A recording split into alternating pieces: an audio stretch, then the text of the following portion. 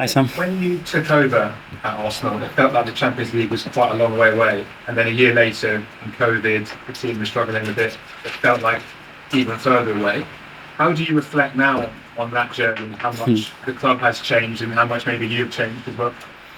Mixed emotion. I think it feels like yesterday, and in the same way, I think it feels like many more years ago. Obviously, we had some big situations to go through.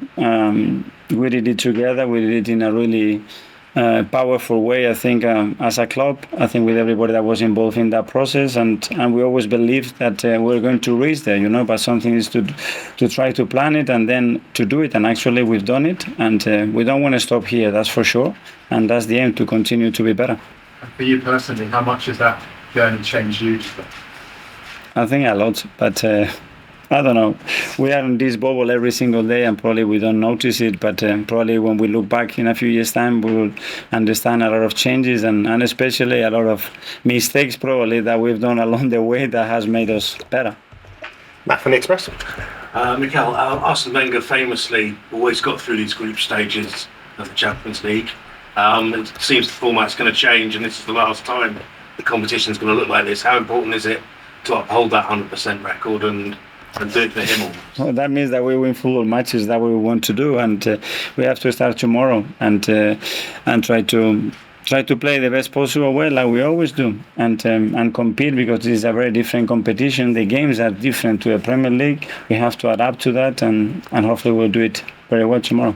And just on the goalkeeper thing, I know you've said it's normal, but we've not really seen it over the last 100 years. In the game, any managers anywhere, including Pep, they've never really swapped game for game. Were they missing something?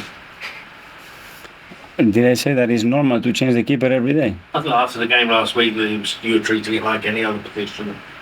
I do treat it, but that doesn't mean that I can change every single day. I didn't say that. Game, but traditionally, managers stuck to the goalkeeper.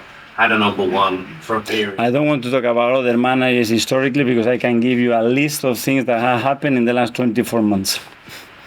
Okay, we'll go to Tom from The Sun. Thank you. Hi, Mikel. Yeah.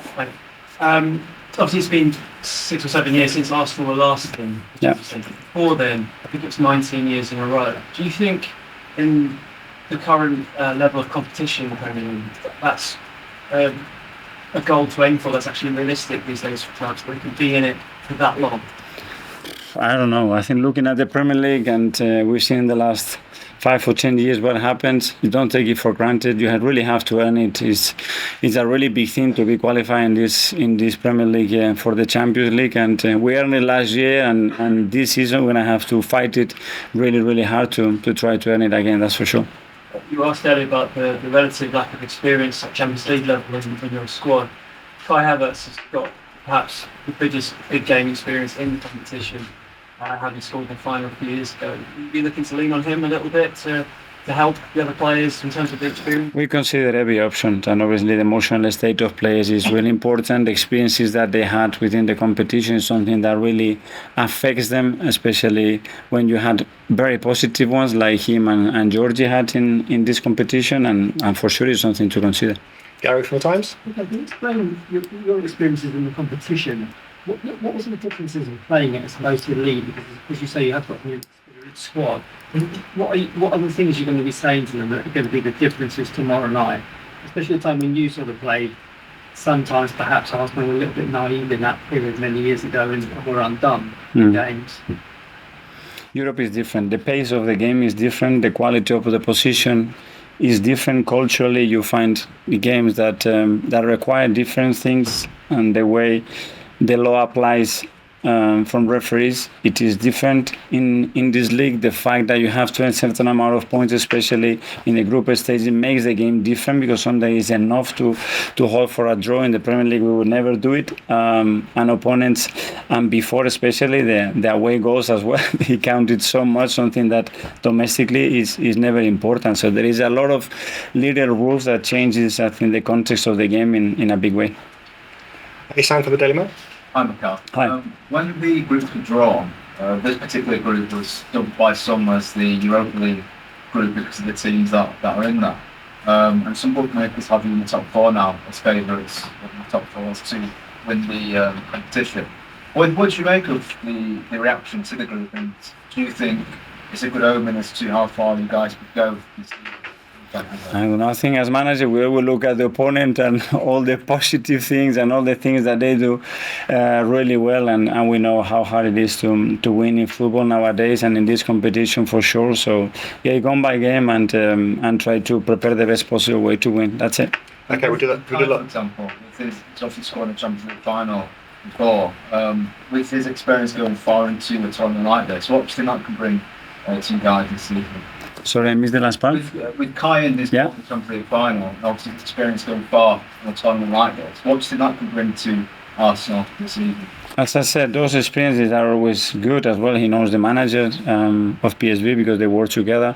So it's important elements, and those experiences are good to share. And we've seen that when other people that has won a lot have come to the club, how they have transformed as well that culture and that energy. And it's something really positive. We have to use it. Okay, last couple now. We'll go to Nick from the Guardian. Hi. When we look across Europe now, the financial advantage that Premier League clubs have is, by whichever measure you look at it, is huge, and there's no getting around it. It does give them a competitive advantage. Do you think we're at a point now where we should just expect that Premier League clubs should win the Champions League every year?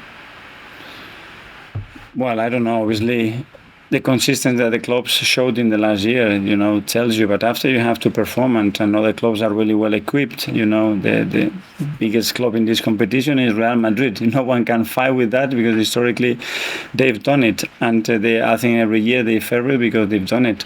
But this is changing, and hopefully we can prove that the domestic competition that we have that help us in the Champions League as well. Can you win it this year? Sorry? Can you win it this year? I'm thinking about winning tomorrow. That's the only thing that I worry about. And finally, we'll go to